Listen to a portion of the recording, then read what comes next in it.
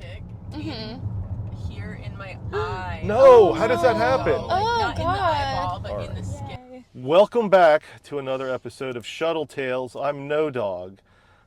This is where I shuttle Appalachian Trail through hike hopefuls from the Atlanta area up to either Amicalola Falls or Springer Mountain. Today I have a full shuttle of hikers all headed to Amicalola to start their through hike.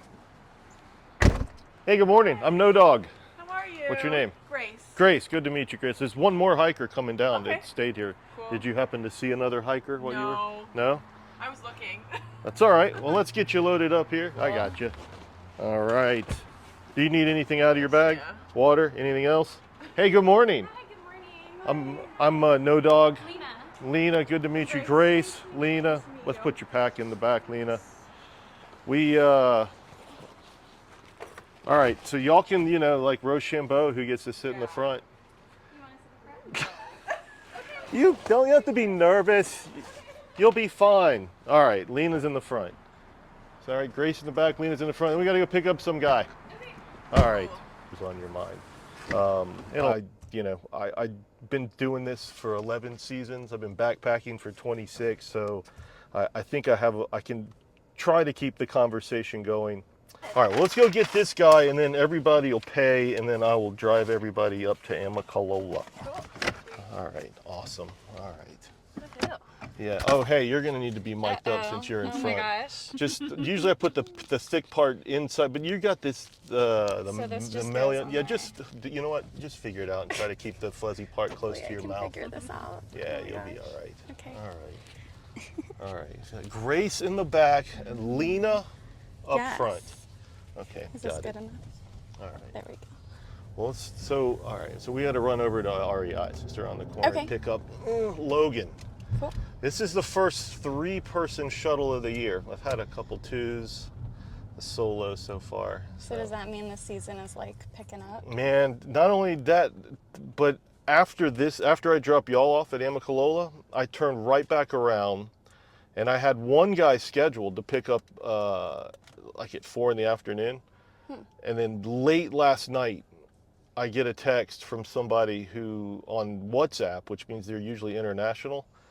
Who's like, my ride bailed. I saw your post on Reddit. Do you have any space tomorrow at 6? Oh, I'm like, well, I can add a late shuttle for you, but that'll be my 3rd shuttle of the day. Wow. So I'm like, and I'm gonna charge you for the after hours. Yeah. I'm like, Late.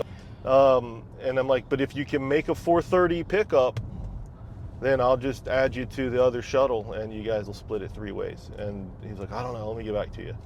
And then so when we get in touch with my hiking partner, I'll let you know. And so they somehow managed to be able to join the 4:30 shuttle. So 3 to 3 back to back. Good things come in 3s, right? Oh my goodness, yeah. Isn't that what they say? Yeah. So it's a busy day shuttling for NOBO. I'm sure only gonna get busier. I'm gonna have to drink so much water because I'm gonna do tons of talking and Oh yeah. all this talking and interviewing and getting So to know every people. single person, or like every ride, you do a podcast? That is this year. I've been thinking about it for a while because I realize I've been interviewing hikers, Yeah. not necessarily on purpose. I bet this is the dude on the ground over here. I don't know. Let's see. We'll find out. like it. I don't know. We'll find out. All right. No, not Logan. Not Logan. No. I'm waiting. I've got to find a hiker named Logan to shuttle him up. I got 2 thru hikers with me. You guys, I'm guessing you're going up to start your thru hikes? So I'm going to point out a remarkable statistic. Female, female, female, female. 4 women, right? What are the odds? Woo! That's fantastic. Yeah, pretty cool. Yeah, let's go. Who'd you guys hire? Bandit. Bandit's awesome. I've never met Bandit, but I hear good things about Bandit. Who are you? I'm NOBO. Nice to meet you. Yeah, good to meet you too. All right, maybe we'll see you at Amicalola. Is that where you're headed, or you're going straight to Springer? Yeah. Heading to Amicalola. Yeah, Cool. yeah, samesies. So maybe we'll see you up there at base camp. All right, well, I gotta hang out here. He was supposed to be here at like 10, so I'm running really early. Yeah. So we'll see how it goes. All right, y'all hang take care. out. Thanks for the chat. Oh, wait. Come here. Wait. First trail magic. Aw. Oh yeah. Thanks. My pleasure. I'm gonna go for that. All right. Hi. Are you guys staying at Springer or Stover? Or where? Springer's the plan. Springer's Yeah. the plan. So, All right. yeah. Maybe we'll see you there. Sounds good. Yeah, you don't have to shout through the tinted glass so much there. All right, we're gonna go park. Okay. Unless y'all need to go anywhere. I'm good. Everybody's got everything they need. Just like eventually to get another water bottle. Okay, but- well let's do that real quick. Yeah. All right, we'll do that. We'll run down. I to was the- just at this REI last night, so. It's so you guys stayed. You stayed at the same hotel. Yeah. Yeah. I didn't want to divulge exactly, who's who and give out Right. contact info. Yeah. That's not I was cool. almost tempted to like text you and be like, hey, give the other person who's staying here my number Aw. in case whoever it is wants to get sushi tonight. But Aw. Nice. I figured if I saw you, it's always very obvious who's a Right. hiker.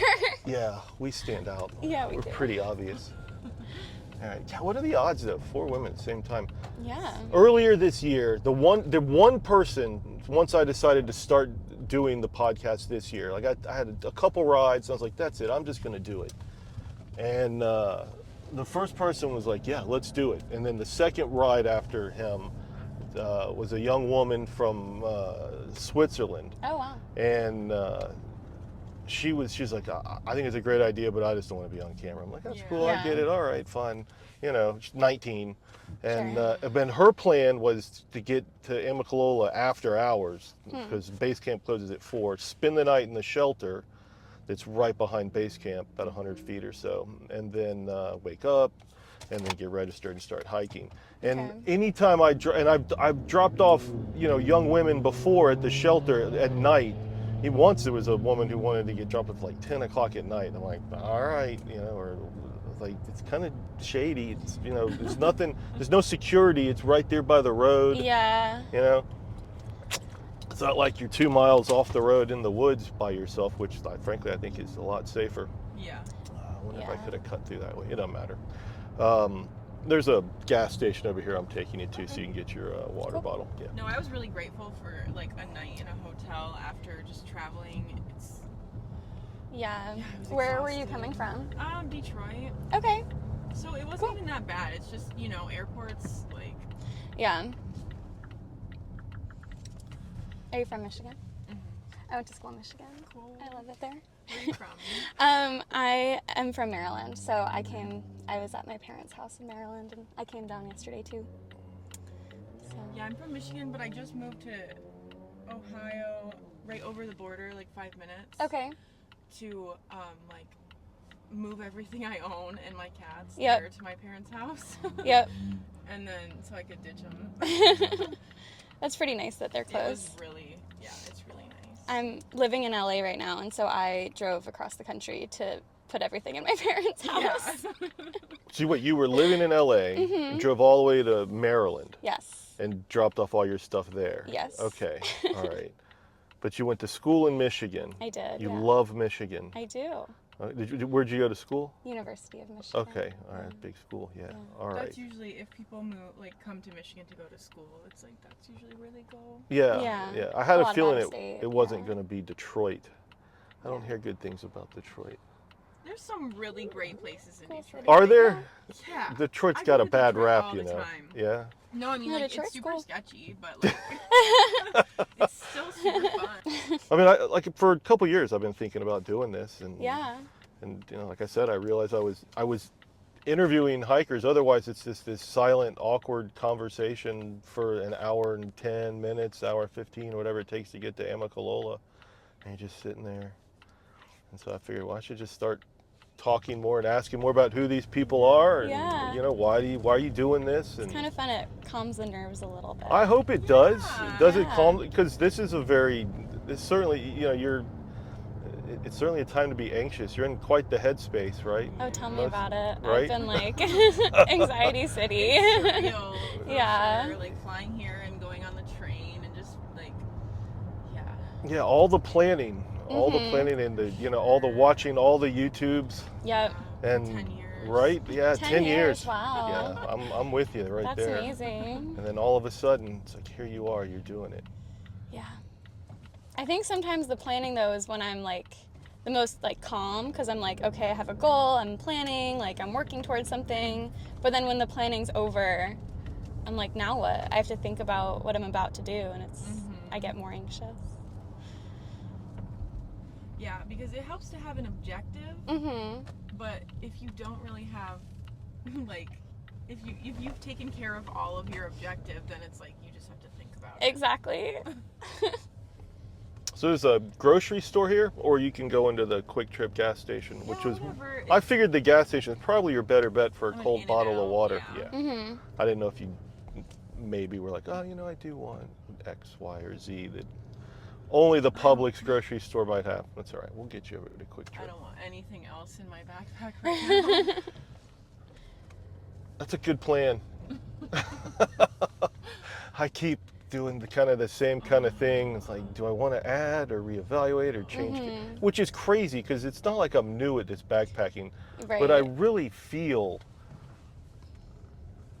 like I have all this self-doubt. And I was talking to my wife about this. All right, go grab your stuff there. And I think I'm good. I told her I'm like nervous and anxious, and like I have this self-doubt. I'm like, do I know what I'm doing? And she's like, you know too much. You know all of this. She's like, you really do, At a certain point, it's like all the research isn't always helpful, or like, that's what I was finding at least. Every single thing I was putting in my bag, I was like, Reddit, what's the best, what should I get? Like, all the different trades and all the different studies and what do people prefer? And then it's like, at the end of the day, it's like, I've backpacked before, Well, I was getting ready to ask you that, right? Yeah. Which is, what is your backpacking experience? How long have you been doing it, and what kind of trips have you taken? Yeah. So I have been backpacking all my life, but this is the first time I've ever solo backpacked. So. Okay. But yeah, I grew up on the East Coast with my family. First backpacking trip was in the White Mountains. We did the huts. Awesome. And I met like thru-hikers for the first time. I was like 7 the first time we went, and I was like, that's just the coolest thing ever. I want to do more of that. And then I went back to the Whites when I was in high school, and I did like a teen AMC trip. I was just backpacking, not staying in the huts. Okay. Yeah, and I've gone in the Great Smoky Mountains. Now living in LA, we go up to the Sierras, done Catalina. I go backpacking all the time. My boyfriend and I earlier this year did the Wonderland Trail. Where is that? It's around Mount Rainier. It's like 90 miles around Mount Rainier. That's what you do? It's just a big loop. It's so beautiful. So is there a lot of elevation change on that? Yeah. one? Okay. It's just like constantly up and down. Yeah. All right. But that's the longest trip I've done so far. So yeah, I'm excited for my first thru-hike. So that's my experience. Okay. Yeah. So have you done a hike that involved a resupply in the middle? Yeah. So the Wonderland Trail was a resupply. 90-some miles. Yeah. We filled a bucket with food, and then you leave it at like a ranger station. Oh, you cached it. Okay. Yeah, so you didn't have to hitch into town and get a ride and go to the store and do all the kind of chores like you'll do on this trail. Exactly. So that's kind of new. All right. Yeah, that'll definitely be new. But you have good experience in it. I think so. I feel like pretty confident backpacking. Yeah. But like I said, I've never done it alone, and. Well, you're not really so alone. Exactly. Already, I'm like, we're meeting so many people. Right. You'll have like 2 in the car, and you just met these 2 women that are probably going to get to Amicalola about the same time we will. Exactly. One way or the other, and. That was kind of the draw for me for the AT, like, especially since I have so many friends and family on the East Coast. Like, as a solo woman, it was nice to know that I wouldn't actually feel so alone, and I'd have people, in driving distance. It just made me feel a little safer. Yeah, that makes sense. What were you doing in LA? What part were you living in?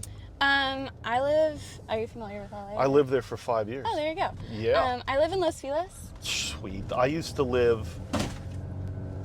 Don't worry about that. I used to live in a building called Edgemont Manor, which is in Edgemont in Hollywood. I feel like I've driven past that. It's 4 blocks from Vermont. That's like East Hollywood, yeah? It's technically Los Feliz. Okay. I mean, it's 4 blocks from Vermont and Hollywood, right? I want to look. Can I look that up? Yeah, What's it called? Edgemont Manor. I think it's still called Edgemont Manor. I had a little studio apartment, 2000 to 2002. Oh my gosh. Edgemont Manor. That's where I ended up after I quit the Appalachian Trail early. Okay. I ended up buying a motorcycle and drove out to LA. Oh, right near Barnesdale. Yes, Barnesdale was closed almost the entire time though for renovations while I was there. Yeah. Yeah, across the street from Barnesdale. We were neighbors. Well, I wasn't there then, but yeah, we would have been neighbors. We would That's have been so neighbors. funny. And we probably never would have seen each other. Maybe at the Gelsons.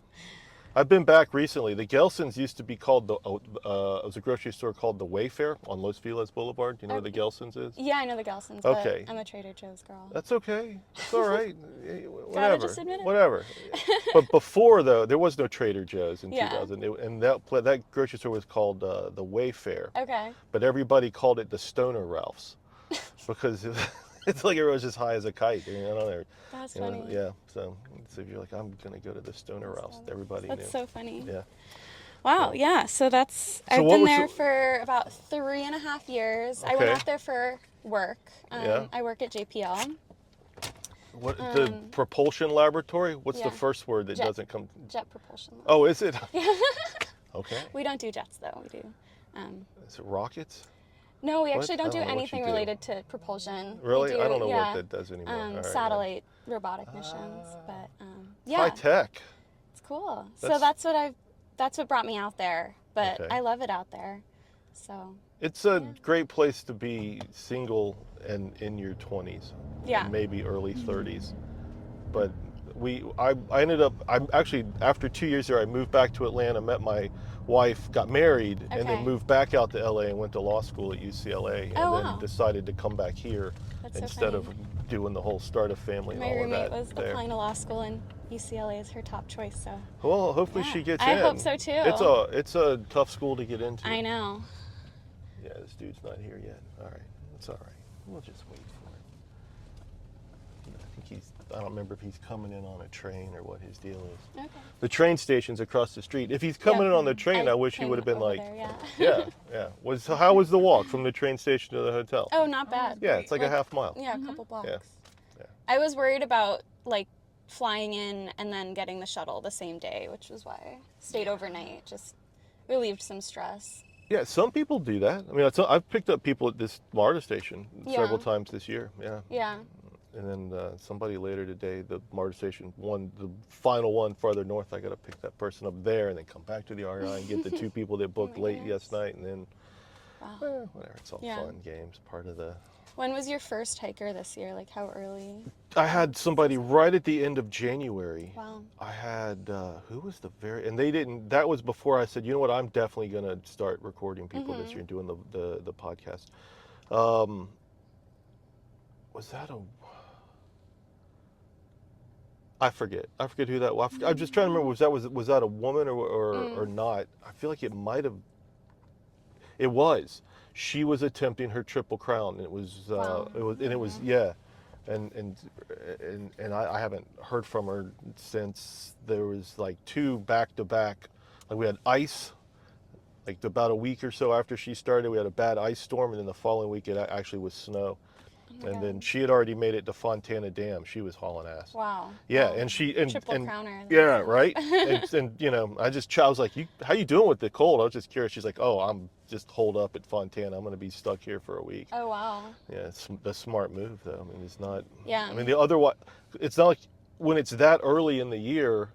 I bet that's the dude walking this way through the fence over there. Looked on. Yeah, it doesn't matter. Whatever. Where? Yeah. When it's that early in the year, sometimes when you get bad weather like this time of year, people will just shuttle around the Smokies and then shuttle back and then get it after it warms up a little bit. Okay. But if you're January and February, it's not warming back up. Right. You're gonna have to push through and power through the Smokies. Yeah. I think, or I don't know. I don't know what you do. You just gotta really love cold weather. Yeah. Some people do. 2 nights ago, right? I mean, from here to Virginia. Cold here. Yeah, a guy that I met who started February 12th. I met him here in Atlanta on a practice hike. I'm like, he was wearing all of his, like, he just looked like a thru-hiker on a place where there is no overnight camping. Oh, wow. I'm like, what are you doing? And he's out there, and he was in Damascus, and he's just staying there for a couple days because they're looking at possibly, a foot of snow in some of the high areas. Yeah. That's definitely not my thru-hiker. That's another woman. Wow, we're everywhere. That's fantastic. I love it. Right? Fix the ratio. Yeah. Yeah. Yeah, I had a woman earlier who's Zoe. Great podcast, great conversation with Zoe.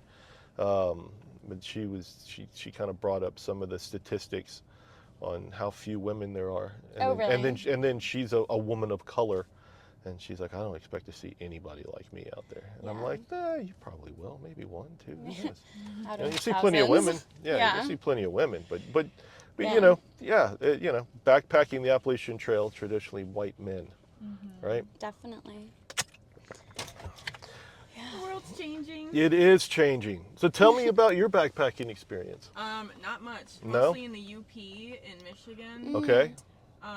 Where in the UP? Porcupine Mountains. Okay. Yeah. That's okay. Like as far further west, right?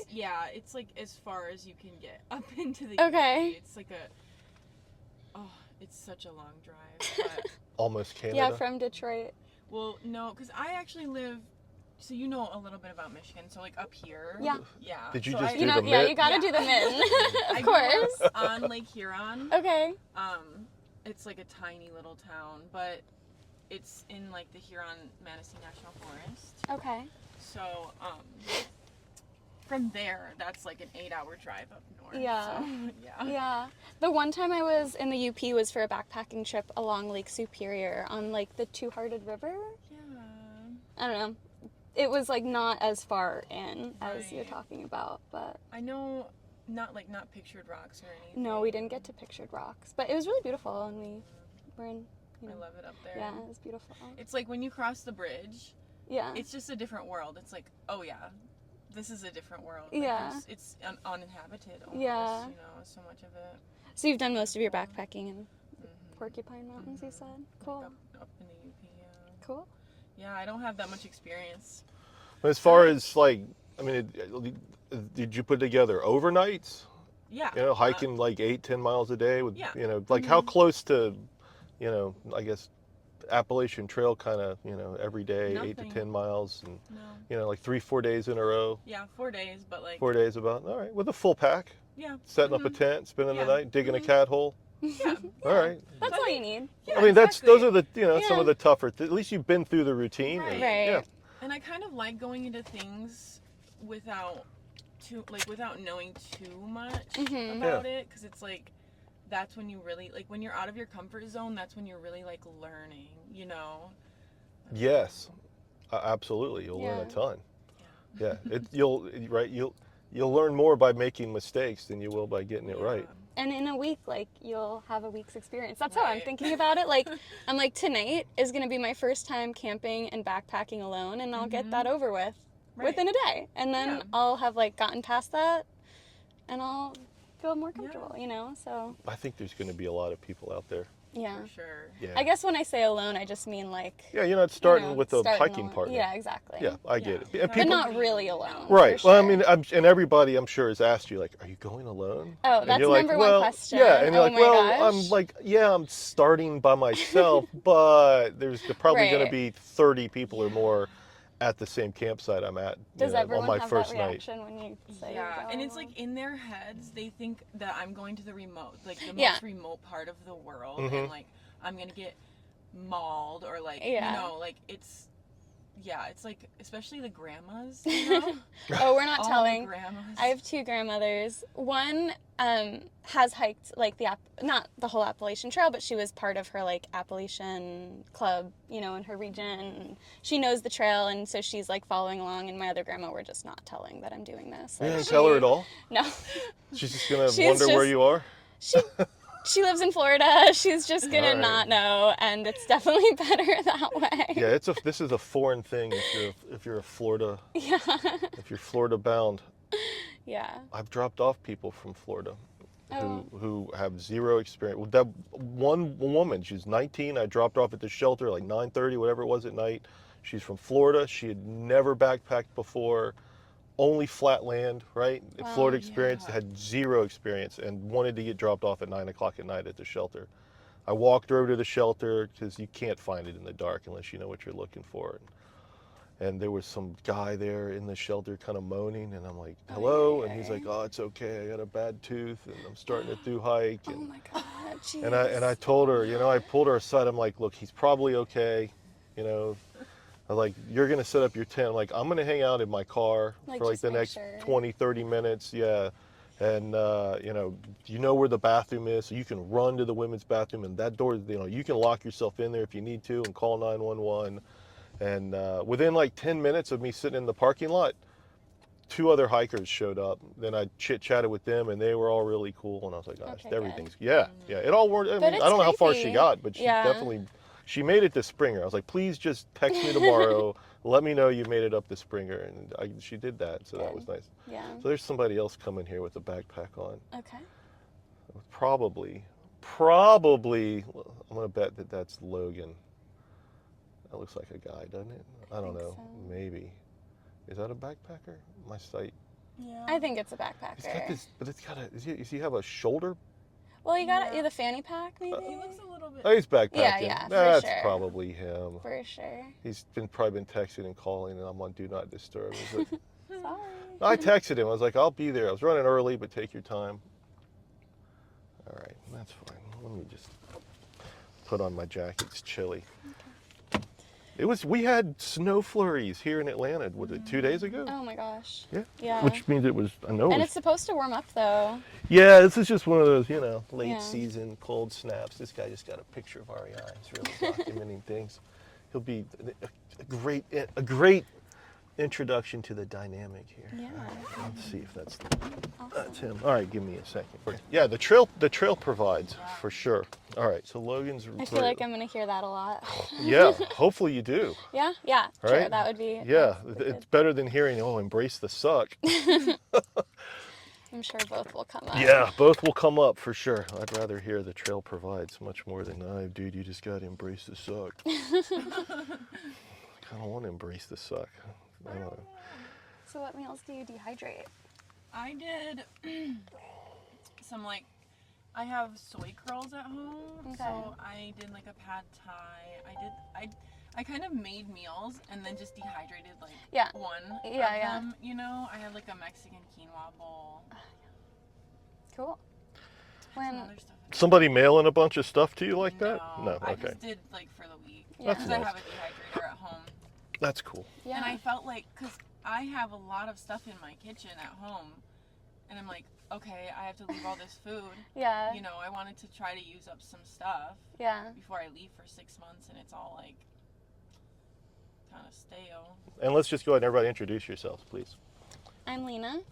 Grace. I'm Logan. All right, Lena, Grace, and Logan. Logan gave me something right when we loaded up the car, so let's take a look at this first. Holy cow. All right. We've So, got 2 Rhode Island specialties. We've got coffee syrup for coffee milk. That's the state drink of Rhode Island. Okay. Mix it in your milk and Just- it tastes like coffee. And then we got Dell's lemonade, favorite beach drink. Mix it with ice. Good to go. oh, that's fantastic. All right, man. I'm really looking, I want to test this stuff out now. I'm going to have to wait. Made my day, bro. Thank you very much, man. It's really Yeah, of nice of you. course. I appreciate it. Yeah, there's no way I would end up with something like that, almost certainly. I have no plans to go to Rhode Island. So you grew up in Rhode Island? I did not. No. I'm from Ohio originally. Spent Okay. a little time in Texas. And then moved out to Rhode Island 5.5 years ago. Oh, okay. All right. So anyway, headed up to Amicalola. Here we go. All right. So you just flew in this morning? No, I got in yesterday. Oh, okay. And then I was just hanging out. I saw a friend from grad school in Atlanta. Just sort of spent the day wandering around. Oh, cool. Now ready to go, mostly. All right, so here's the rundown real quick to catch you up to speed on what I've learned so far, Logan. Has been living in LA from Maryland, Michigan. That's about it. Some backpacking, everybody's got some backpacking experience as well. Yeah. Not quite AT, kind of no long trails, but Right. 3-4 nights, doing some trails, full packs. let's see, never backpacked on your own, never set off Yes. on your own. Yes. Have you set off on your own? Nope. First time going on your own with no Cool. hiking partner to start a trail. Well, what's your backpacking experience, Logan? Yeah, I mean, I've been backpacking since I was in like first grade a little bit. Okay. That got me out early. Yeah. So that's where I like picked up the AT Desire.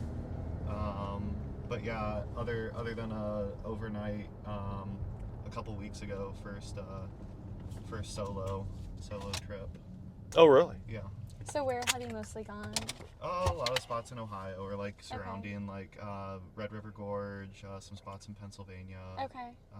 Did a little section of the AT in Virginia and in Connecticut. So sort of bounced around a bunch of different places. Cool. So why, and this is for everybody, right? Why the AT? The big question. Right. Why the AT as your first? And why do you want to thru-hike the AT, and why this year? You guys want to go first? Somebody else start. Yeah, it wouldn't matter. Well, for me, my first backpacking experience was on the AT. I was talking about it before. It was like the White Mountains, and then I've, done day hikes or section hikes on other parts of it. So it's like a trail I feel familiar with, and living on the West Coast for so long, I have really been missing home, and I think that this kind of felt like an opportunity to come back home a little bit. For why now? It just felt like the right time in my life. I've been at work for a few years now that they allowed me to take a leave of absence, so Oh, that's nice. They'll have you back. they'll have me back. Yeah. So the timing just worked out really well. I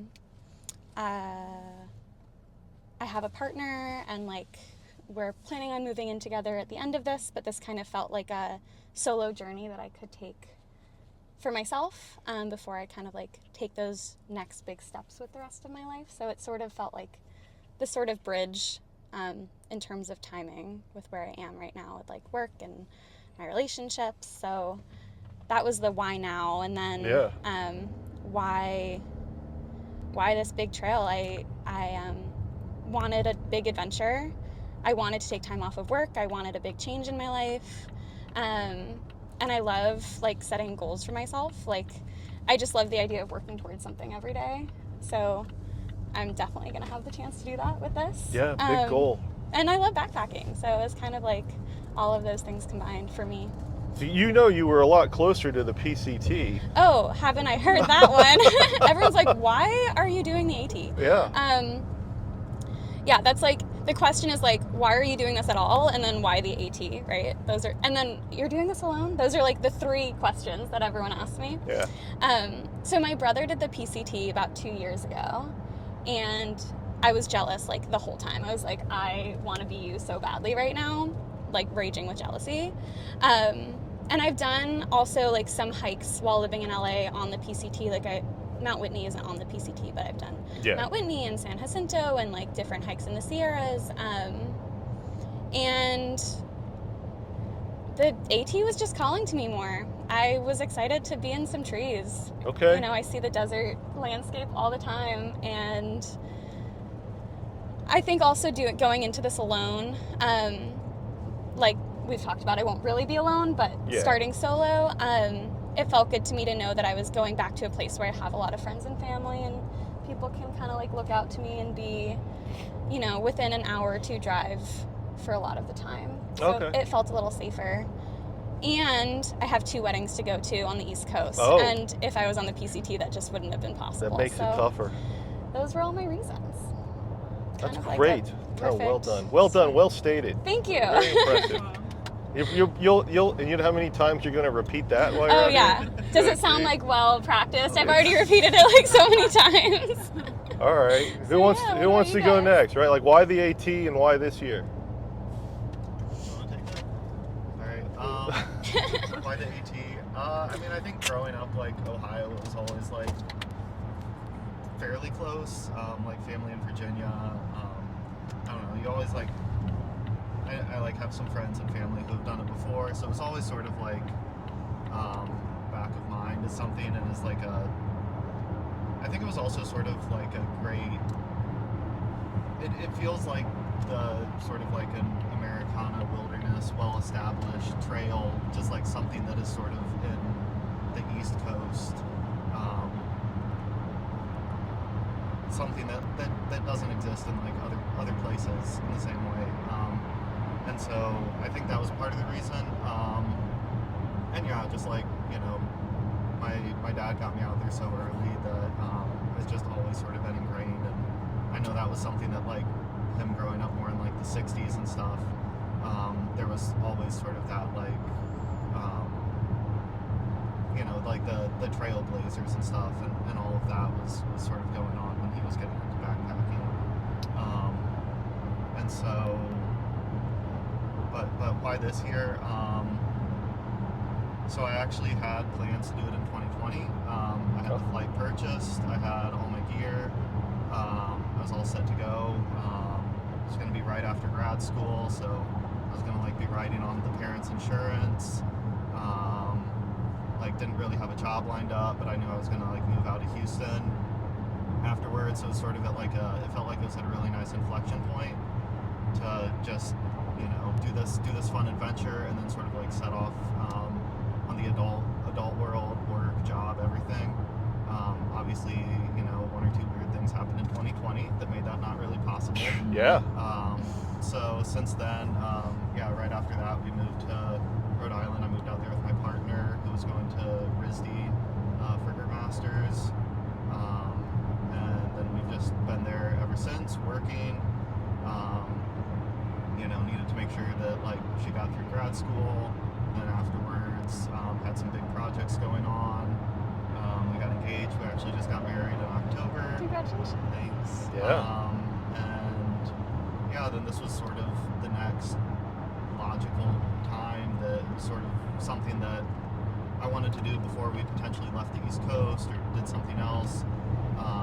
It seems like we're planning to stay put in Rhode Island at this point, but it was just sort of the first time that like we were both actually free enough to have this be possible. Nice. Did you say? Wait, did you say that you left a job behind, or you're in yeah. between jobs? I missed that part. Yeah. So I've been there for like 4.5 years. Okay. I think there's like an 85% chance I'll end up back there.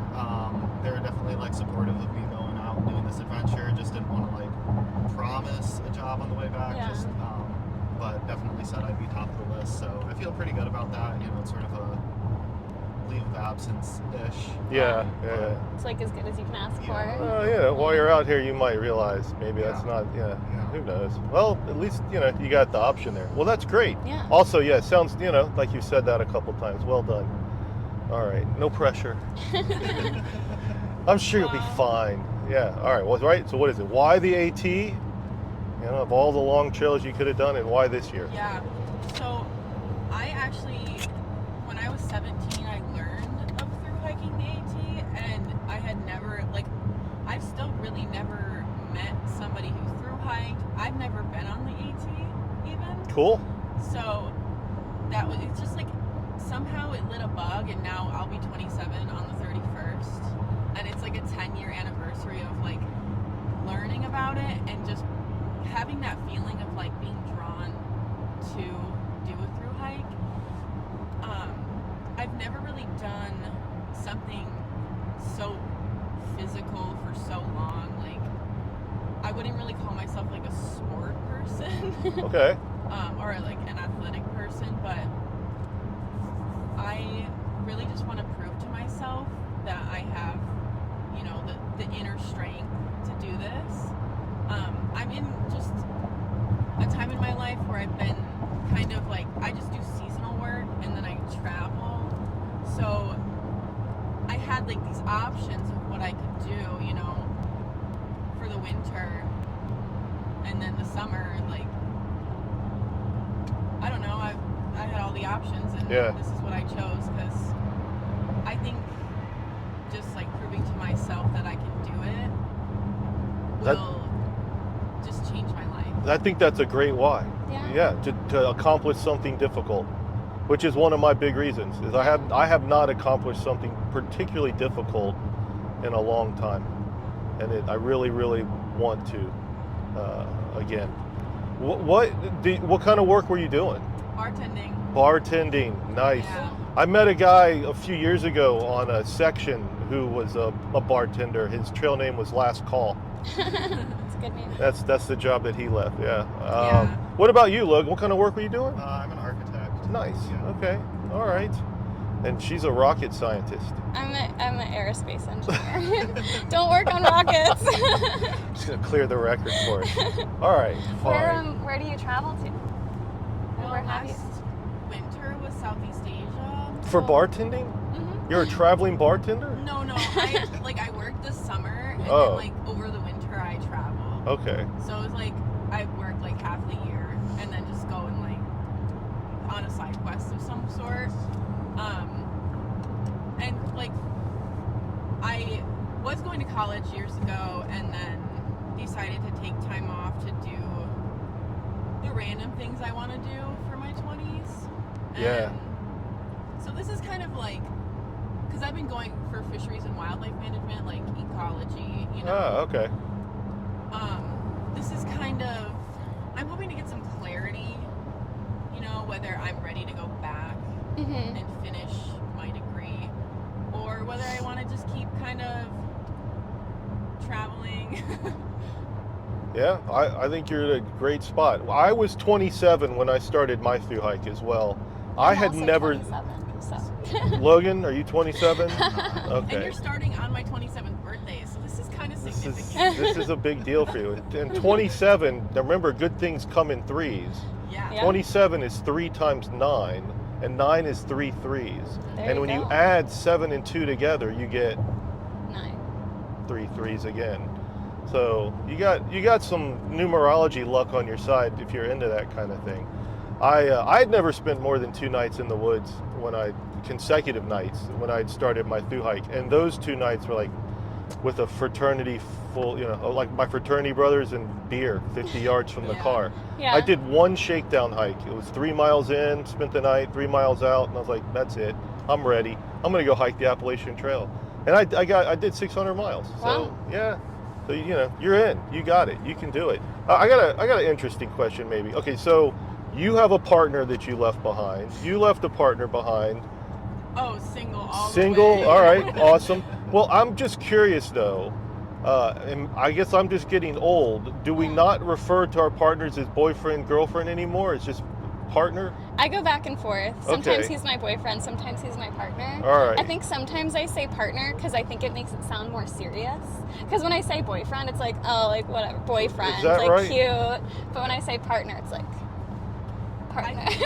Partner. Yeah, I think I think it's better to say partner because it makes things more inclusive to people who aren't like heterosexual. It's a Mhm. gender. So It's a more it's gender gender neutral. neutral kind Yeah. of If term. everybody says partner, then So people progressive. who are queer don't have to out themselves immediately to people, like to random people. You Sure. know? Yeah. Like Right. if it's just normal. You don't have to come out and say Yeah. that you're seeing somebody of the same sex. Yeah. Or somewhere else along the spectrum. All right, that's interesting. I'm just curious. You know, it's not really backpacking related, but whatever. All right, so let's. I'm kind of into gear a little bit. I say a little bit. I'm a geared freak. So I love doing big 3. Anybody want Okay. to start off with their big 3? It doesn't matter. Let's just start in the front. All right. I'll just I keep feel it like I moving started for last us. time. Yeah. Let's see, big 3. Yeah, backpack. I got my ULA backpack. That was which The version? Ohm. The Ohm. How many? What size is the Ohm? I wish I could remember. Is It's it- a little smaller than the Circuit. It's somewhere it's in the 40 something I think liter. it's in the 40s. Okay. Maybe 45. It's got that cool red grid stop I fabric. love It looks the really color. good. Yeah. Like I said, my brother did the PCT, and so the past 6 months have been like, what did you do? What did you get? Like, what gear did you get? What should I get? You know, so right. I wish I could say I did my own thinking, but it was him and Reddit. Yeah. And then my quilt is the Enlightened Equipment quilt, Which one did you get? the Revelation. The Rev. That's the one the foot box opens. Yeah. Okay. It's green. Short. I think they were sold out of shorts, which obviously I'm 5 feet tall. I should have gotten the short, but whatever. It's all right. You pull it up over your head. Exactly. And then what's the tent? The Durston X-Mid 1. X-Mid 1. The Pro or the non-Pro? I think it's the Pro is the yeah. DCF fabric version. Non-Pro. So it's 2-wall, double wall. It's okay. double wall. All right. I practiced setting it up. Good. In my front lawn. I did it twice. I set it up, took it down, set it up, took it down. Yeah. And it's so much harder than my other tent, and I could not get it to look good, and so I know I'm gonna get better at it, but as of right now, I'm gonna embarrass myself. When you decide you're bored out there on the trail, and you're like, I need something to entertain me. And you just decide to binge watch or binge listen to my old episodes. Everybody that's had a Durston, that is bringing a Durston, has said the same thing, which is it's difficult for them to set up, but they're going to figure it out. Well, that makes me feel better. So you're in good company. Okay, now, everybody like me that's carrying a Z-Pax duplex, we're all like, this is the easiest tent to set up. Oh, well, I have... So all the Durston fans, they just thumbs down right so now. Funny. It is such a cult. I love you guys. So many of y'all love your tents in backpacks. That's fine. Go for it. That's what I usually use backpacking is a NEMO, 2-person. Yeah. Which is so easy. I set it up in 30 seconds. Well, why'd you decide to switch? For the weight. Okay. So, that's a great reason. I'm 5 feet tall. Yeah. I feel like as much as I can shave off of weight, I'm not the strongest girl in the world, so... You'll be carved out of wood by the time you get to Franklin. You'll be so strong. Seriously, you'll be so strong. You'll just notice when you the 110 miles in, right? By the time you get to Franklin, going up those hills, you're not huffing and puffing like you are when you start, and you're not stopping or as much or at all, and you're just like, man, my legs are strong. That would be There's awesome. this thing, and trust me, we're gonna get back to gear. Don't you worry, I'm good at all of this. Maybe you've heard about this. Everybody, raise your hands, right? If you've heard of a 12x12 or a 10x10. All right, cool. A 10x10 or a 12x12 is like doing 10 miles by 10 a.m. or 12 miles by 12 a.m. Right? Those things come. Yeah. And you just get stronger. It just happens. You just stay out there, start slow. I figured this out. All right. What about your sleeping pad, by the way? You left that out. Oh, NEMO X-Lite. The X-Lite. Which I've used... Wait, you mean the Thermarest is the X-Lite? The NEMO's the X-Therm? What's the NEMO called? All of a sudden, it's not the X-Lite. Thermarest is the X-Lite. Yeah, I'm 100% on that. Well, I think it's NEMO. I forget the NEMO. It's the... No, because it's... All right, anyway, we'll figure it out. I got it about a year ago, and I've taken it on trips, and I really like it. I need a producer that can look stuff up for me in real time. All right, but if it's a NEMO for sure. All right, just curious. All right, who wants to get... So you went first in the back seat last time, so thanks. You're going to be... Your answer last time was fantastic. It was. You're the best. The sleeping bag is the Magma 15. The REI Magma 15. That's a good choice. I like those. Yeah, because I figure if anything, I can, it might be too warm. No, not at all. Eventually. I feel like there's no such thing. 2 nights ago, you would have been the one of the warmest people on trail because it got down to I don't want to sleep cold. sub 20 no, up you here. don't want to be cold. Yeah. I did leave my liner at home. I was really close to bringing the liner. I think that's okay. I don't think honestly, you can. it's just you get all wrapped up in it because it's a mummy. Yeah. So then you're in the liner and you're trying to get in and out of it, and it's too much is happening in there.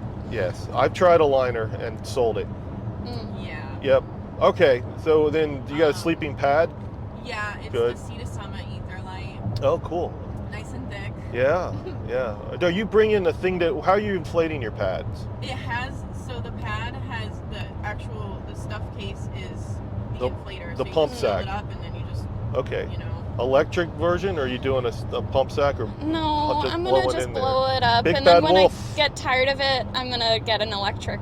Okay. blower. You know what? I should. We'll see how far I get. I have an extra flex tail light, whatever the current light 1.2. It says 1.2 ounces on it. It's actually 1.3. They don't include the weight of the battery. Okay. Which is kind of weird to me, but whatever. You have to have the battery. have an extra one. I should bring it with me in the car and sell it to somebody that needs one. I probably would have bought it if you had sold it to me. Yeah, it would have been. Oh, because it's fantastic. It pumps that thing up so fast. Yeah, you should buy one. Okay. It's no shame in having something to inflate your pad for you. Doing it every night. Yeah. All right, and then you've got a backpack back there. Was that a Gregory? No, it's an Osprey. Osprey. Okay. Asia. Oh, the Asia. Nice. Yeah, it's really comfortable. They shape it, the straps and everything for a woman. It's a woman's. Yeah, it's a woman's. To fit your body style. Yeah. It's like 2.5 pounds, so like That's fine. Not bad at all for like the comfort level, Yeah. Okay. You've hiked in it. You put all your stuff in it. Tested it out. You like it? It fits you. Yeah, I was hiking on ice in Michigan. Oh wow. Yeah, like 2 weeks ago. Holy cow. So. Wearing crampons or something? Or micro spikes, rather? Yeah. I fell. Did you slip? No. All right. I fell and I slid down the ice patch and like scraped my arm up, but It's good. that was a good experience. Yeah, good. Learning Good. experience. Yeah, right. Yeah, you learn through mistakes. No, I really didn't think there was going to be ice still and snow because I was a little south and I drove a little bit north and the trail was full ice. Full ice. Okay. Yeah, All right. About the same on my shakeout. We had just gotten like 2 feet of snow, and I was not sure when else I was going to be able to get out beforehand. So I drove to Pennsylvania and still had like 3 or 4 inches of snow the entire way. Wow. My feet were soaked. Yeah. It was miserable. You didn't use spikes either? No. Oh my gosh. Tent, just to keep us. Oh yeah. It's all right. I thought there was something missing. Yeah, the big 3. It's the Copper Spur 1, so it's tiny. I'm, Big like, in a Agnes little Copper Spur UL1. Yeah, that's cool. It's lightweight. Got its own pulls. Quick, easy to set up. Hopefully for you. Oh yeah, it's really easy, and like I just love. I don't know if I'm always gonna love this. I might get sick of it, but I do love how like I'm in a tiny little cocoon. It's really cozy. Okay. Yeah, I mean, worst case scenario is you buy a 2-person tent because you just want more space. But you're certainly more flexible about where you can set that up. Right. Some of the, especially when you start off here, some of the shelters will be, I think, fairly busy. Yeah. And so, squeezing in a spot would be advantageous. People, for example, here we go. Listen up, Durston heads. People with the X-Mid 2, that thing, man, is a huge tent. I owned one. I owned the very first Durston X-Mid Pro 2, and it's the size of a pickleball court. Oh my god. I mean, it's big. I set it up next to I had a duplex at the time. I still have my duplex, and I just wanted to see them visually. It's too big. It's too big for one person. Yeah. Again, benefit of being 5 feet tall. Yeah, stick with the one. I had the 1 person. I didn't take it out of the box because I had so much trouble setting up the 2-person. I'm like, you know what? I'm just going to stick with my duplex. It's easy to set up, and I don't need to fight it. It's finicky. So, but you're going to be great with your tent. But you just set it up. You got to do it 6 times. Right. That's fine, and that's it. You'll be locked in. Okay, so that was your big 3. We got your big 3.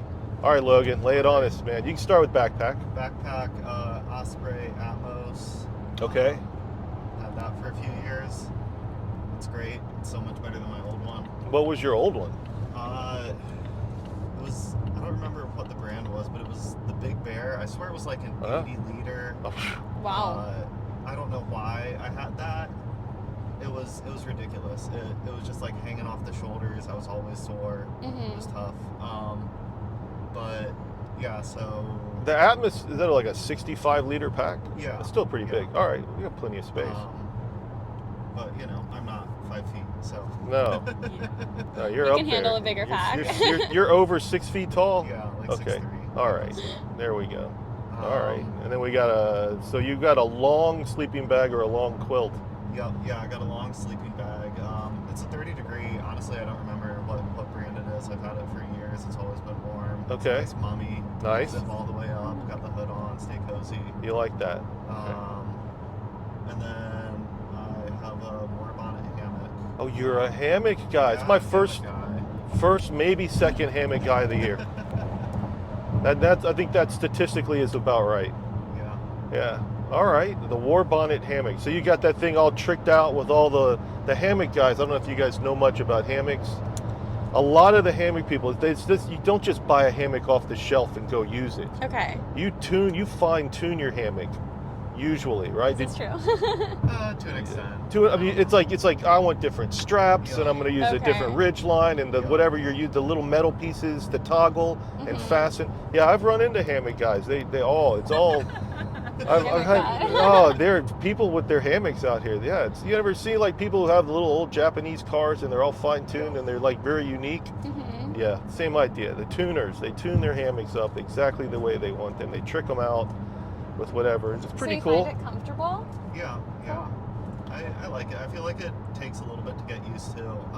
Like the first couple nights you're ever in a hammock is like you're swaying around, you're trying to reposition yourself. Yeah. But once you like spend a couple nights in it, overall, like it's comfortable. You're not on the ground. That's great. Mm-hmm. Yeah. You sleep on your back the whole time though. Yeah, you're good. usually, See, I or, can't like, do that. half Yeah, back, no half way. side. Yeah. Okay. How How long is your hammock? If you're 6'3", is it 11, 12-foot hammock? Yeah, I think so. Yeah. 11. Do you use an underquilt? I got an underquilt too. I hadn't used one before, but I think you need one. definitely. Yeah, I tested it. The test one I went on. Okay. I got down to 27. Wow. Yeah. It stayed warm, so. Wow. Yeah. Without an underquilt, man, Yeah. that breeze going underneath the hammock, you'll freeze. Yeah. All right, cool, man. This sounds like a pretty cool setup. All right, so luxury items. You got a luxury item? Something you think that everybody would be like, why? I think I'm starting out without one. Your pack seemed pretty light. It seems like you're pretty dialed in. I think I was you pretty had the worried about weight. So I'm doing audiobooks. Like I have headphones, and that's going to be my like entertainment. Yeah, I think that's smart. I'm a big reader, so I have a Kindle, but I decided not to bring it. And if I change my mind, like my mom will mail it to me. No, don't do that. But we'll see. I think heavy. that I can handle it. So I'm starting out kind of winging it. Yeah, that's not a luxury item, I don't think. Not A too Kindle? much. Oh, a Kindle is. Yeah. Yeah, but bringing your phone with some earbuds. I'm just saying like that's my entertainment, and so Yeah. I think I'm starting off kind of like no luxury item. I have a hair comb. I don't know if you'd call that. I was like debating if I should bring that. You should have Gotta brush my hair. comb. Yeah, I mean even a brush. Do you have long hair? Yeah, Yeah. long enough. Okay. So I just cut all my long hair off. I really? grew it for 2 years. Yeah. And if you watch some of the old podcasts, like 2-3 podcasts ago, long, like past my shoulders long. That's where I had it. Yeah. Like, I'm not carrying that. Oh Yeah. man, I mean, No, same. you can see what I've done here. My hair was even longer. I also just cut it, and I was like, this will work. But All right. anyway, yeah. So no luxury. Yeah, no particular luxury item. Exactly. Okay. Yeah. All right. Next. You can get the Kindle app. Oh. I actually have one, Yeah. so like I could read on my phone, but that's just cool. staring at a screen. But we'll see. Yeah, but thank you. I actually do. I draw, so I'm bringing a journal. Okay. Like a small sketchbook. Yeah. And I have, there's a small company that makes, they're like mechanical pencils, but they come with colored pencil inserts. So I have 2 of those pens, and then I have like all the colors. So I'm gonna do, hopefully, I might change my mind. I might send it home, but I think for me, having like a creative outlet will be worth it. Yeah. I kind of need that. Yeah. So I plan on having my, trail journal with like illustrated trail journal.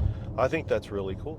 I think that's a legit luxury item to have. It's worth I it don't for think. me. Yeah, I don't think the weight's too crazy for it. It's not a cast iron pan, you know. No, and like it's literally just a little plastic thing full. Yeah. It's made for traveling and like backpacking. Do you know what it weighs? I didn't weigh it, but like That's okay. I would think maybe 4 ounces for the colored pencil set. Okay, all right, that's not too bad. Yeah, it's like nothing. So, but the journal is probably, I don't know. yeah, no, I'm bringing a little journal. Yeah. It weighs like 4 or 5 ounces. I bought it. This little red notebook. I bought it at Target. Yeah. So you can see the ridge line of the Appalachian Mountains up ahead of us there. We'll get a couple better views in a little bit, but that's your home.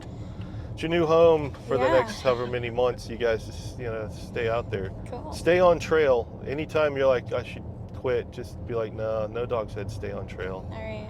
That's it. That's how you get to Maine. Yeah. Every Yeah. decision you make, just pick the one that stays on trail. Because you want to do this. Right. Right. All right. There's my, whatever. All right, bro. You got a luxury item with you in that giant pack of yours? Not really. Yeah, I feel you like, do. I feel like it's mostly, honestly, it's like food right now. I got like all the snacks. Okay. So it's I feel like that's my luxury. I've got like the little journal. I want to do some sketching. I feel like don't do it much, and Yeah. I'd like to spend some more time on that too. But yeah, other than that, not too much. So how much food did you bring then? Honestly, like way too much. Do you have any idea what your food bag weighs on its own Yeah, right it's now? probably like 12 pounds. Oh Wow. yeah. Because all right. Cool. Yeah, that's plenty. No, I'll tell you, you sound about average, frankly, based on my 11 years of experience doing this. I'm wholly convinced that I can start my thru hike without food. That I can just yogi from other thru hikers and just be like, I know this is going to sound crazy, but with all the excitement, I left my food. You got any extra? And I'm sure that I'm sure people they are like, will. oh, thank God you're here. I brought 12 pounds of food, and I don't. Because I don't know how much you guys have studied the trail guide yet. I mean, I know this because I live here and I section in Georgia. Yeah. Mile, what is it? Woody Gap is around mile 18, somewhere in the middle of day 2. The town of Suches is 2 miles west. Now, the trail guide doesn't tell you there's a gas station there that sells hot fried chicken to order, right? But I mean, and all the resupply a backpacker could need. So if like an animal takes all your food, like that's your first option, like literally the middle of day 2. Like before you even get to Neal Gap at mile 31. Oh, you said that's 2 miles off trail? Or No, it's like 2 further? miles trail west. Yeah. Okay. So do you understand trail directions? Trail west, trail east? Just like which direction you go when you're Well, so it's you're not crossing? compass direction. So if Okay. you're northbound on the Appalachian Trail and your trail guide says something is west, it means left. Okay. Even if the compass says you're aimed south and west would be east on the compass, all right? Trail west is always left of northbound, and Okay. trail east is always right of northbound. Okay. All right, so That's don't have to pull out your compass and go which way is west. All right. Yeah, that's it. In the trail guides intros usually tell you that as well. They tell you what all the symbols mean. Okay. So read that. This shit's important. All right, pretty cool. Everybody has their lighters and everything else. You couldn't whatever fly in with. We don't need to stop for anything else. All right, cool. If you need to stop for bathroom, by the way, let me know. We're getting ready to go through a relatively populated area, and then there's kind of a stretch where there won't be anything for a little bit till we get to a little downtown area of the city called Dawsonville, and then it's all rural for another 20 minutes or so until we get to Amicalola. Look at that. Beautiful. That's beautiful. Yeah, nice clear day. Yeah. Yeah, 20, I don't know, I'd say 29 out of 30 shuttle days look like this. Really? And then there's that one guy that brings the rain. Yeah. Usually when I drop people off at Amicalola, I'll get out with you and show you where base camp is, and I'll go over to the arch with you and take your picture for you so you don't have to ask a stranger who's more strange than me, a guy you met in the car an hour ago, right? I take your picture at the arch, but about once every 30 days, it's so bad. I'm like, Just you got to go. get out, man. You can wait for I'm not getting out. You're gonna. It's too much really rain. funny. Yeah, it's just pouring down. It was like that earlier this year, so I think we're probably in the clear for the rest of this shuttle season for me. It's weird. I'm not driving in April. Because Usually you're starting when? I'm starting March 31st. Right. Yeah, I'm so excited. But you know what that's like. Although, you guys are so much closer. So much closer to just putting feet in the dirt and doing it. Such a monumental thing. I was overwhelmed with the thought the other night. Yeah. So here's a question I've been thinking about that I haven't asked anybody ever, and certainly not on any of the shuttle drives. Did you, and to what extent, if the answer is yes, use AI in any planning of your thru-hike? No. No. Yes. It's okay. It's okay. It's okay. I have had a slow past few months at work. And so most of any free time I have, it's like researching and reading blogs. Yeah. And I was like, I do use AI for work with coding. Okay. So I'm like pretty used to using it. Okay. And I was like, I wonder what AI says about like making a schedule. Like it's kind of something it can be good at. So Okay. I was like, I want to finish around this date. I'm starting this date. I want to, say like I want to take a 0 day every once a week or something. I was just kind of like put in different scenarios and like it gave me different milestones. I was like, tell me where I should expect to be at the start of each month. Oh. Just so I could kind of like pace myself. Sure. And I thought it was pretty interesting. That is pretty cool. What AI did you I use? used ChatGPT for that one. ChatGPT, yes. All right. I actually built a fairly complex prompt for Grok called No Dogs Sherpa. Okay. Just to have fun with that. I used AI pretty much as a hobby. But I found that it gave me a lot of answers I wholeheartily disagreed with. Really? Yeah. Over like, what's the better gear choice here between these two things? And so... you take it with a grain of salt. Oh, you have to, right? You have to. Yeah, but I wonder about, like you're two, when I asked both of y'all adamantly, AI, Absolutely not. No AI, I don't even touch AI out here. I think AI is kind of, based on seeing chats in our Appalachian Trail and then our ultralight, both on Reddit, I think AI is fairly frowned upon here in the backpacking community still. It hasn't been adopted as a useful tool. So I wonder. I don't know. Go ahead. My only tangential experience with it was I was just Googling like, all right, what do people eat? What do what's a good and just the Google AI spat out here's 3 days of food recommendations for what you should take on the Appalachian Trail. Yeah. And it was like homemade trail mix. Okay. Okay. Sure. And then it was like groundbreaking. 4th of July meat and cheese board. What? Yeah. What? And okay. then it was like buffalo chicken mac and cheese with like a 45-minute recipe. That's so funny. It had like sourdough, like granola bar, something like that. And I'm like, do you think I'm bringing my sourdough starter on the Appalachian Trail? Yeah, with me? that's crazy. Do you think I'm bringing a whole oven to do this with? It's a quick and easy and nutritional. It's like, it gets the idea, but then it's spitting out just the most ridiculous recipes. Yeah. That's crazy. So just to completely off topic here, this area we just left is the kind of commercial area of Dawsonville. Okay. There was an outlet mall, Walmart, couple grocery stores, Home Depot, tons of restaurants. You will not see anything like this unless you get off trail for a week at least.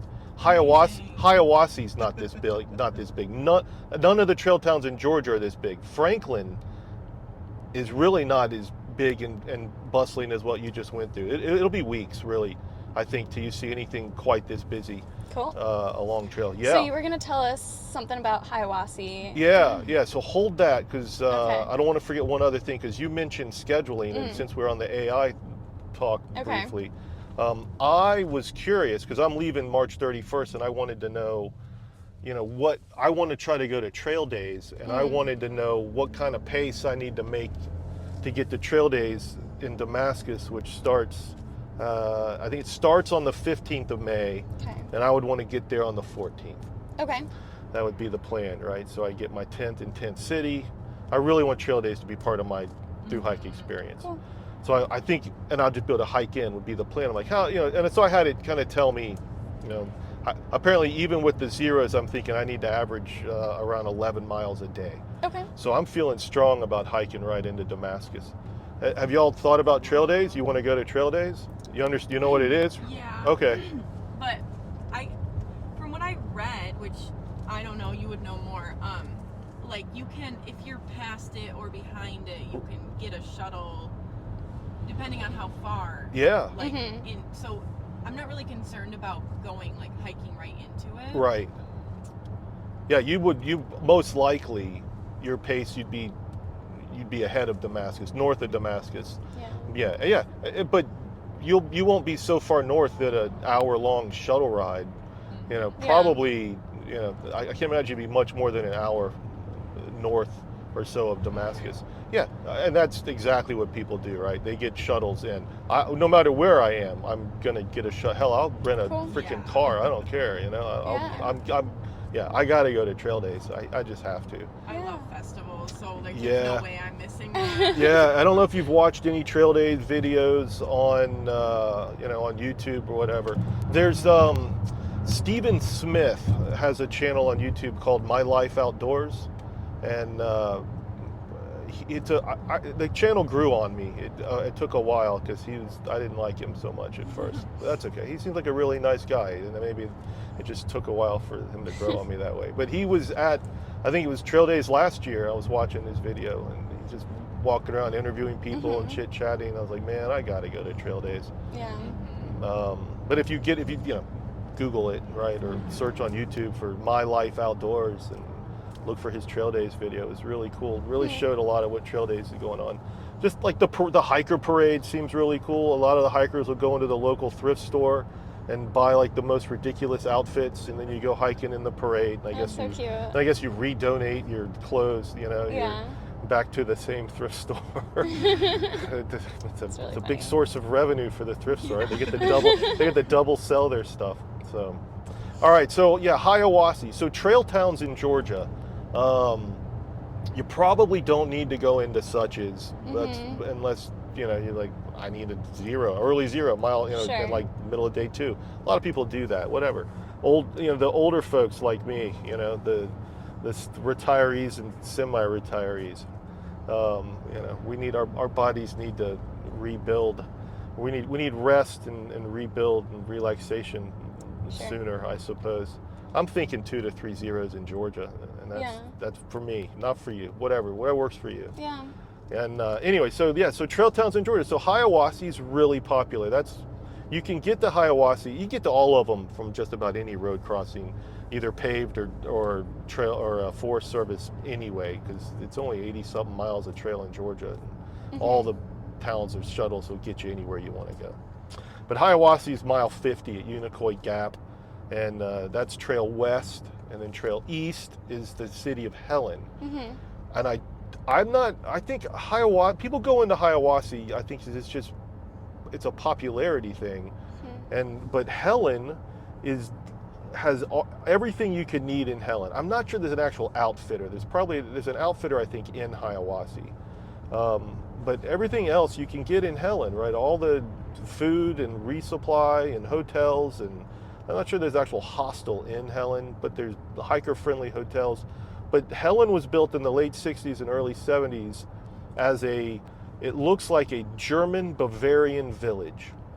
And it's very quaint, and it's really cute, very quaint. Has, you know, if you're into German style food, great. If not, it has all the, you know, any other American style food. It's a Wendy's, you know. And it sits on the Chattahoochee River, which is the river that eventually goes through Atlanta and all the way down to the Apalachicola and the Gulf of either Mexico or America. And I guess that one's up in the air now. Whatever. Yep. And then, what are you going to do? Anyway, that's that body of water. Anyway, so the Chattahoochee goes through the town. It's really cool. People go inner tubing on that thing. And but for like a trail town, you know, you could do your laundry, you can stay at a hotel, you get all the food you want. It's just something different, and you can still go to Hiawassee from Dix Creek Gap, which is the last paved road crossing in Georgia. So it's just an option. But there's also, I mean, some people, I don't know how they end up in Blairsville or they end up in the other one that I think actually makes sense from Dix Creek Gap is Clayton. And the reason I think Clayton is, it's not as popular, but Outdoor 76 has a second store in Clayton. You guys heard of Outdoor 76? No. All right, so No Dog's wealth of knowledge. Yeah. Outdoor 76 is the famous outfitter, not that famous apparently, in Franklin, right? So Franklin's roughly mile 110. Okay. And that's where Rob, one of the co-owners, is, although I think he's not there right now. I think he said he had to go over to one of the Everest base camps to do some hiking. Oh. Yeah, I was chatting with him at the AT Gateways, which is the first weekend in March. Okay. Because I was curious about whether I'm going to tear up my body with the shoes I'm using. Anyway, he's the shoe guru. So people go into Outdoor 76. But they have a satellite store in Clayton, and Rob said, "Look, I'll put any of my my shoe guys, up against anybody else in the world. Like he's like, my worst guy is better than anybody else anywhere in the world." Yeah, and dude, talking to that guy about shoes, holy cow, he had charts and diagrams. They had their own booth set up outside the lodge here at Amicalola, and I was just like, man, he's talking about how to deal with issues once you have them. And I'm like, tell me about prevention. He's like, go slow. Yeah. He's like, and although it's too late for y'all, he goes, you doing the approach trail? I'm like, yeah. He goes, don't do the approach trail. Really? I'm like, what? I'm like, I've done it before. He's like, even more reason not to do the approach trail. That's so funny. Yeah, I'm like, well, I'm going to do it because the approach trail. Just the stairs, or? It's not the stairs. I'll tell you my theory on the stairs in a second. All right. Last bathroom stop is up here on the left, by the way, until we get to Amicalola. All right, no takers. So, it's the approach trail is. It's a lot of ups, and so that's a good way to really stress your feet and calves, right? So you stress your calves and everything down more on uphills, and apparently that's a spot where a lot of people he sees, especially if you're starting off in like the Lone Peaks or some other zero drop or almost zero drop shoe like the Topos. Those you get 4 millimeter, which is almost insignificant compared to something like a Hoka, which is like a much higher heel, like a 12, 18 millimeter drop. So, that's it. He's just like, it's just tougher. It's tougher on your feet when you first start, and so I was like, well, maybe I'll just do that in 2 days. He's like, oh, that's not a bad idea. So, but just do it. So here's the stairs, right? So the first mile of the approach trail goes from the arch behind the Amicalola base camp up to the top of the falls. Okay. All right, and so that's the first mile. The last quarter to a third of that mile is the stairs. The first part of it's pretty much flat, although you have kind of an incline paved sidewalk that's deceptively steep. You'll see what I mean. You'll be like, yeah, No Dog was right. That thing is kicking my ass. Just slow down. Okay. I think what gets you is you're so excited. You just started your thru-hike, and you've warmed up for about a quarter mile, and you get to that sidewalk, and it starts off not so bad, and then it gets steep, and then finally you get to the stairs, and then you're like, oh, thank God, the stairs. I don't have this crazy steep thing, because the stairs, 600 stairs, they're broken in like 2 sections. And it's the same thing as climbing a mountain, really. You just be plenty of mountains with at least 600 steps. Like the last, say, we have Blood Mountain here in Georgia. The final approach to the summit of Blood is very similar to doing steps. It's short switchbacks and lots of vertical versus it's steep. And the thing with the steps, though, is they're like easier to me because they're evenly spaced, in depth and height. Yeah. And every so often there's a nice little deck off to the side with a bench if you want to sit down and take a break and ponder the second tallest cascading waterfall east of the Mississippi, which is beautiful. I don't know if you've seen any video or pictures of the falls on YouTube, but it's fantastic. Yeah. Very scenic. So don't let the fear mongering of the approach trail and the stairs get to you. It's all bullshit. Take any thru-hiker that's hiked from Georgia to Damascus and bring them back here and say, go hike the approach trail and tell me what you think. My money is on, they're going to tell you that was an average day on the Appalachian Trail. I'm sure, yeah. So it gets a bad rap just because, none of us have been hiking day after day, right? We don't have our trail legs in. Yeah. Once you get your trail legs, and you'll, like I said, I think by the time you get to Franklin, 2-3 weeks, depending on how slow, fast you want to go.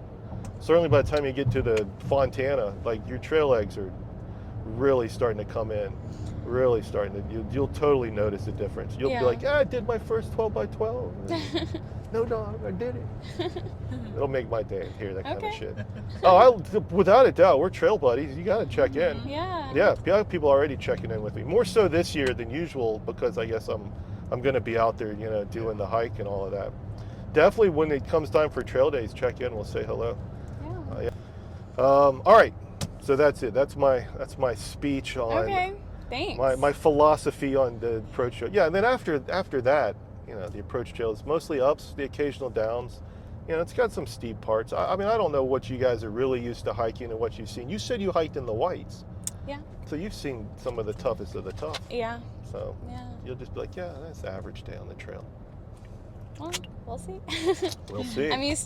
Right now I'm used to like SoCal hiking, which is like horse paths and like nice and chill and sand Do you ever like go up to the observatory and then hike up to the top right there? All the time. Man, I used to do that live all right the time. there. I love it there. Yeah, I love it's that. the best spot. Yep, it is. There's some spots over there that nobody goes to. Mm-hmm. And you can just sit on one of those peaks and overlook the city. Those were like my training walks. Yeah, well, it's not bad. But it's definitely not as steep as some of the stuff over here. But some of the stuff's pretty flat. Like when you leave Springer Mountain tomorrow morning, the first 6 miles are deceptively easy because it's all downhill. Yeah.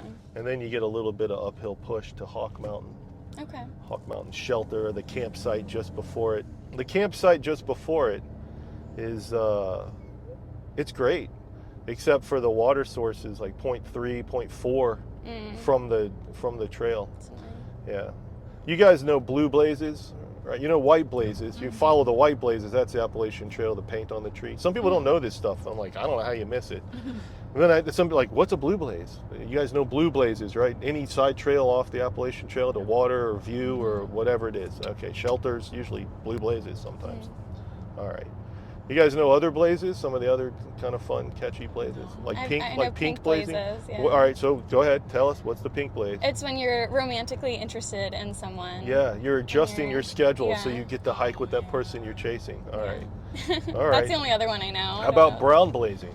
I don't know that one. So brown blazing is adjusting your schedule so you can hike from privy to privy. Oh, I like that one. That's for those who are scared of a cat hole. You've cat holed. Yep. Definitely, yeah. All right. There's people that haven't done it, and so even though when I go out on a section, like the first time, it's so private, right?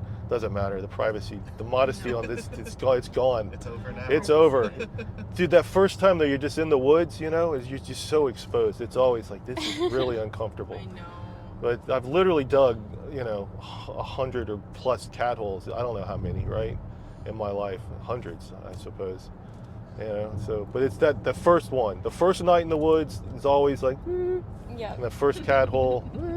Pro tip: dig your cat hole for the morning the night before. Wow, that is a pro tip. Pro tip: that. I don't think that far ahead. That's... Like if you're carrying 3 liters of water capacity, like whatever you're carrying, fill it up the night before. And what's the other pro tip? Oh, when you get to camp, do not sit down, rest, or relax until you set up.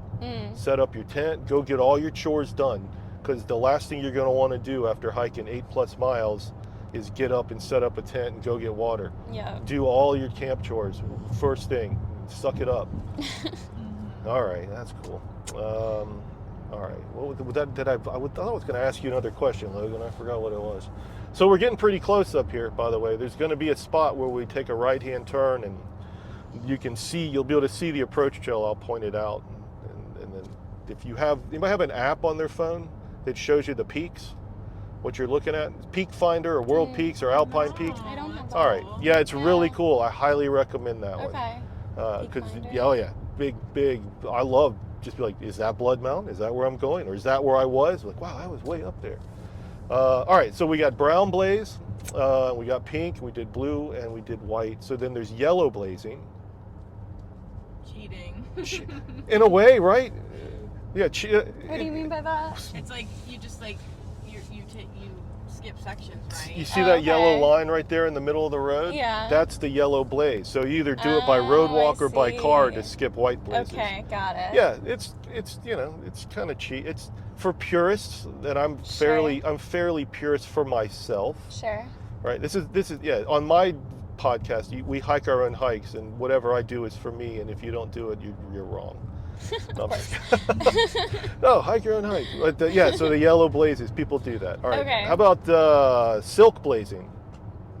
Is that like going hotel to hotel? No, Okay, close though. So silk blazing, there is one for like hotel to hotel. Okay. But silk blazing is what happens to the person who leaves camp first in the morning as they pass through every cobweb that was spun across the trail. Oh, that's really funny. The night before. So be sure to thank the silk blazers Yes.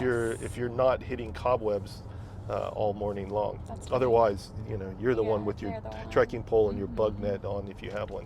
So when we turn right here, that's actually, I should look where I'm going. The approach trail is pretty much in front of us. Springer's over to our right a little bit, and way over to the left is where Amicalola is. Okay. There's kind of a better view if anybody wants to video or photograph. I don't care. I had one person do it in the entire 11 years. They were like, let me get my camera out. So, but I mean, that's like, you will be up on that ridgeline today. Cool. Yeah, right? That's your home. New home. You live in the woods.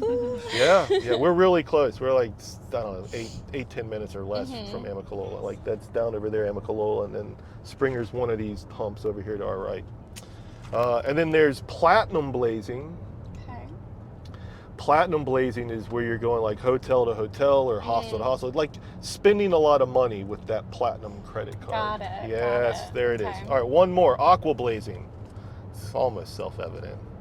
Yeah, it's like canoeing or something. Or Yeah. like being, Yeah. in the water. Very good. Oh. Yeah. Taking some water out to skip the trail. I had his trail name's Big Fun, and it's the Okay. guy I met in Atlanta on the practice hike, and he's out there now. But he's like, yeah, the weather was so good. I aqua blazed Watauga Lake, which is south of Damascus, but north of the Smokies. It's the other dam you get to walk across. Okay. That Pretty sounds cool. kinda Yeah, fun.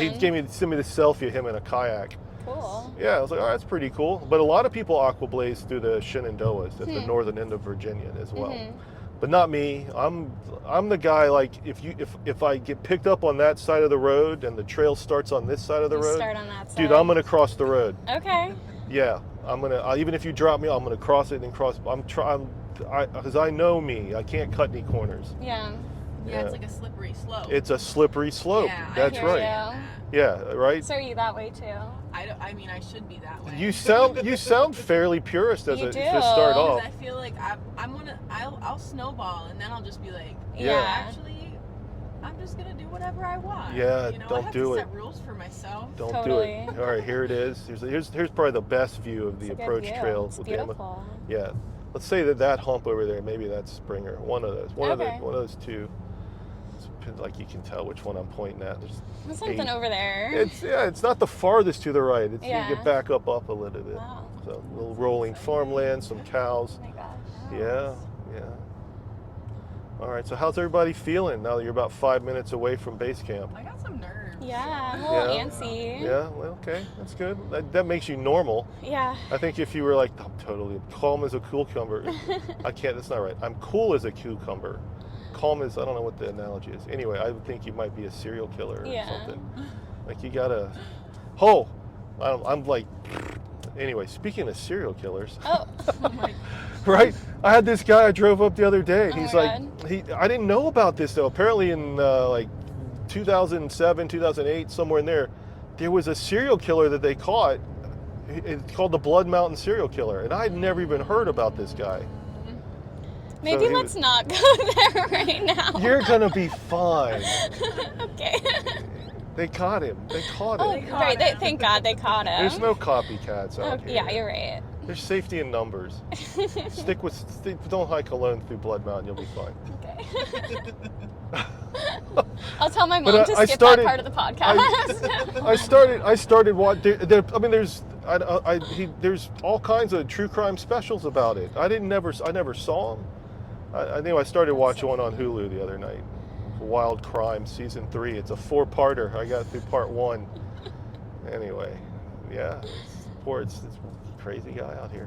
It's done. It's good. It's all good out here. It's all good. Base camp was talking about how you guys feel about bears. What? Let's do that. Let me do it this way. What's the big fear? Hurting myself. Okay. Injury, getting hurt. Injury. Ticks. My ankle's a little. Ticks, that's another big popular answer. Yeah. Yeah. Yeah. Well, so, and both of those, right, are mostly preventable, right? Mhm. Ticks for sure. I mean, you Mhm. just wear tons of, treat your gear, wear the bug spray, Yeah. the picaridin lotion and the whatever, and pick the ticks off when you go through what's obviously a grassy area, or you Yeah. brush through a tree and it hits your hair. That bugs me. I'm always like, I'm always like, I had a tick Mhm. here in my eye. no, how does that happen? Like, not in the God. eyeball, but in the skin of like inside my eyelid. How did, oh my God. It was a tiny one too. It was like a little. Did you speck. notice immediately? Somebody told me. You didn't even that feel it. No, and I like when he told me, I literally collapsed, like dramatically. I was like, how could this happen? Oh, my God. wow. That would- Scary. I haven't had one, Gross. and it was embedded in you? They had Yeah. to, oh. It was gross. Oh, Yeah, God. yeah, I haven't had one embed in me, and I can't remember how long. It's just, I've seen them crawling on me, Yeah. usually on clothes. They haven't quite got to my skin yet. Michigan has terrible ticks. Like our Yeah. ticks are coming with a full vengeance. Well, you probably won't see any for a while here till it warms up. Yeah. So that's the good news. Yeah, Right. all right. And then, injury goes, I mean, it's all about like slow, I think. Go slow, give your body, like give yourself time to rest, take a full 0 in Georgia. Yeah. Yeah, Oh, yeah. like the 0 plan, right? Hike in, like sleep 1 to 2 miles. Find a campsite before the trail town, Yeah. and hike in early in the morning. Get your shuttle, and then maximize your time at the hostel, and then leave the hostel as late as possible the next day, so you get maximum time there. I think that's the plan, at least for me. Yeah. To just even like pro athletes, right? Like they can't go 100% every day. Everybody's got to rest, and they that's all they do. And I'm going like from shuttle to trail, couch to trail, office to trail. Not as much practice as I wanted. What are you looking forward to the most out here? I want to see a bear. Yeah. Yeah. Bears. Oh yeah. Yeah, that's a good one. I think for me, time to reflect and like try to reconnect with myself. Yeah. I like that. This kind of the spiritual side of this. Yeah. Yeah, when you get up to Springer, not too many spoilers here, but there is a plaque that you may have seen that has the first white blazes on the rock next to the plaque. Over on that's a little bit away from the big rock that actually has the plaque for the southern terminus, and the trail registers in the little door. But there's where the first white blazes, the plaque on the ground says a footpath for those who seek fellowship with the wilderness. And that one hits me every time. I love that. The word fellowship. Just to be part of the woods instead of a visitor, and reconnect that way is something I'm really looking forward to. Because I've gotten away from that for a while here. Get to go be no dog again. So did you get that name on your first day? I did, yeah. I started hiking with my 6-year-old overweight beagle. And by day 5, it was too much for him. It was it was too much for me.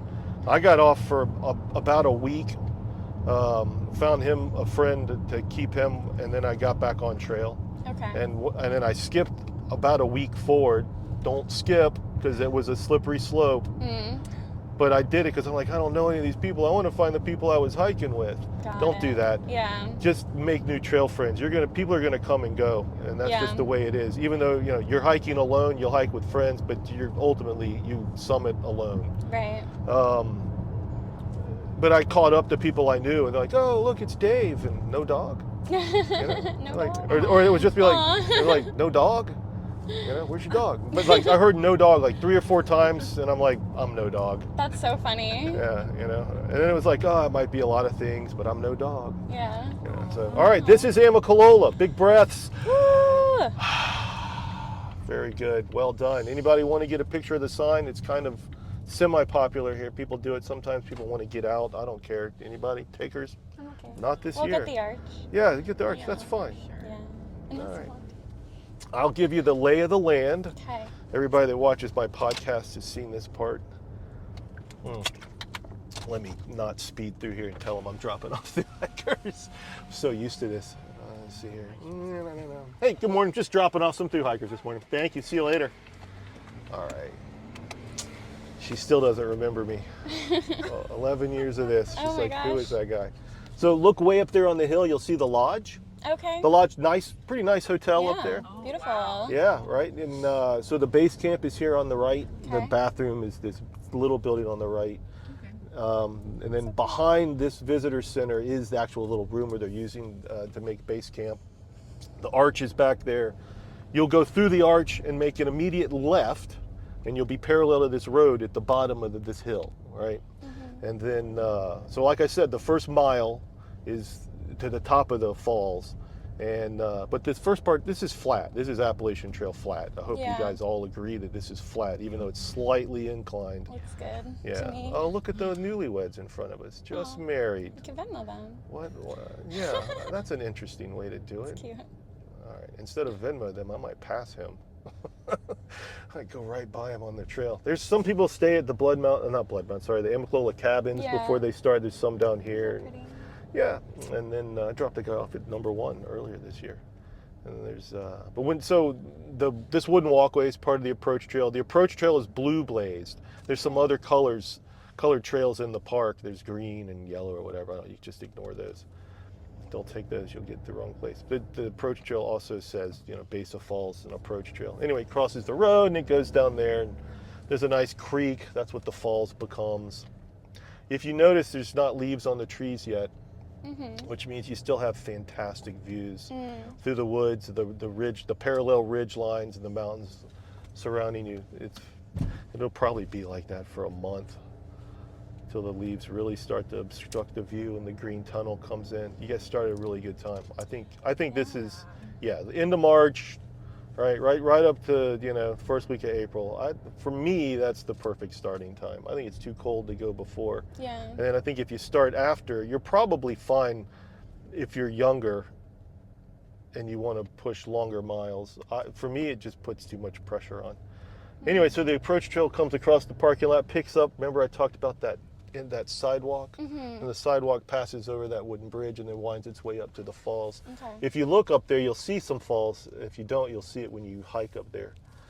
Cool. Yeah. All right, let's go back down to base camp, get you checked in. I'll go in and say hello. I'll take your pictures at the arch for you. All right. I'm surprised we haven't seen any other thru hikers backpacking this year. know. Usually there's somebody between base camp and the start of the sidewalk there.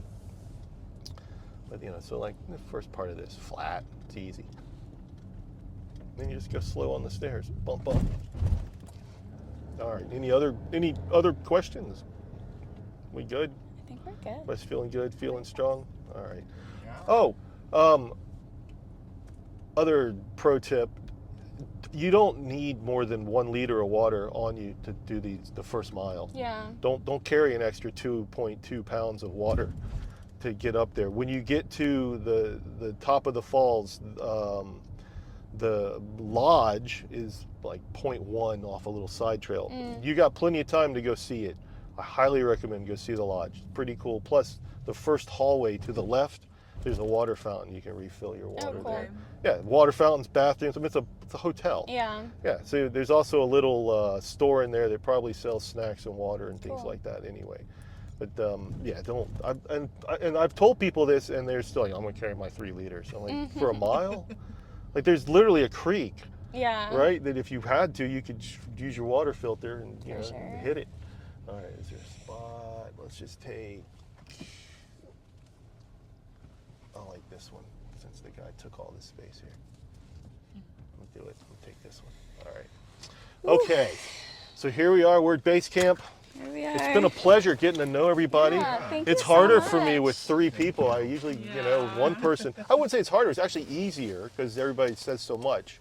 But I don't get to know everybody. It's like, there's so much more I'd like to know about all y'all. But it's really good to meet y'all. Yeah, thank Fist you. bump, thank you. Thank you. Very much. And you too, bro. All right, I'll walk right. you guys up there.